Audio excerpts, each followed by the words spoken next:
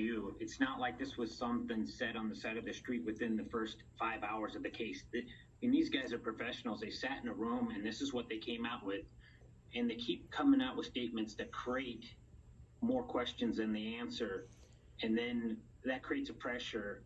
And that's why I'm feeling like there's so many people coming and looking for answers. And I'm one of them. One of the things that you said last night about the two of them having fallen asleep in the same bed, that was new information. Is that the case, that they were actually in the same bed? To me, it wasn't new. The coroner had shared a bunch of information about there. There was some photos. If you knew the house design, you would have seen that there was a picture of Kaylee's bed, and it was made. There was nothing in there. So it was kind of a process of elimination. If you'd been in the home, if you knew the inside information, like I knew that was my daughter's room.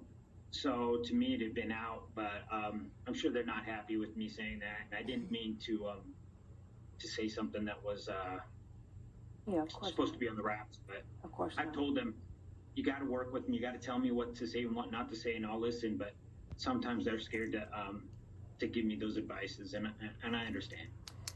Let me ask you, because of something that you said when you spoke with Lawrence Jones. You know, do you believe that people on this campus know something that the rest of us don't know? Do you think that there was a stalker involved in this case? I don't think it matters what I particularly feel.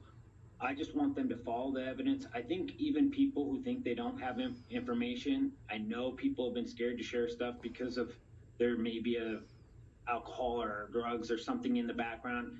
I've tried to work with them to let everybody know that that's not what they're working on.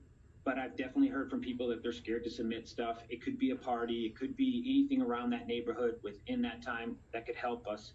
And I think that community is going to solve this case just as much as those officers in that room. You said something about, someone's car could be, in a selfie or a video of a person who said that they had an alibi, but the car isn't where it was supposed to be.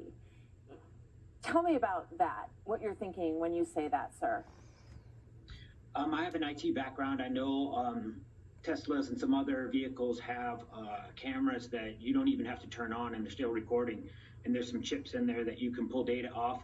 I know that's the way the Wi-Fi's work. So this individual could have came into these homes and partied and done things, and that data can be captured. I want this guy to be fair. I want him to be scared. I don't want him to be confident. I want him to be sick of seeing my face. And I'm not going nowhere until this guy's off the streets. And the worst thing I want is another family to go through this. Kaylee's mom said something about being fearful that he is around, that he's watching all of this, that he could even show up at a funeral service for your daughter or one of these children. It's pretty much a fact. He who does something like this and doesn't tune into the media? Who wouldn't? It's in his 100% selfish interest. So yes, he is. And we wouldn't want to do some kind of celebration and exclude anyone. So yeah, he could easily be there, and that's a sick kind of twisted person that would do this kind of crime. When you talked about getting into the phone, you said we have family passwords, and we were able to get in there. Is there anything that you can share with us about what you learned there, or people she was communicating with? We know there was a back and forth between she and her on and off boyfriend through the course of the night.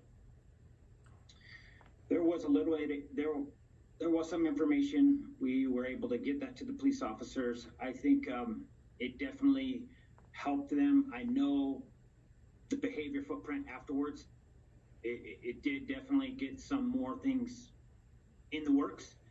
But I'm a historical fact person. I can help them know my daughters and Maddie from past. But going forward, I'm going to be less and less relevant. Do you believe that your daughter was the target, or do you have any reason to think that that she was over someone else, or that someone else was? I do have some inkling that there was some behavior difference. I call them a footprint. When you commit a crime, you do different behaviors. I've asked permission to give any of that out, and they told me no, it would not be beneficial. So I've held back on that, and I tried to keep my word. I'm sorry, behavior of her or someone she knew? Behavior of the victims. Okay. All right, Steve. I appreciate you sharing this with us. And as I said, we're going to put the tip line. The tip line is up right now. It's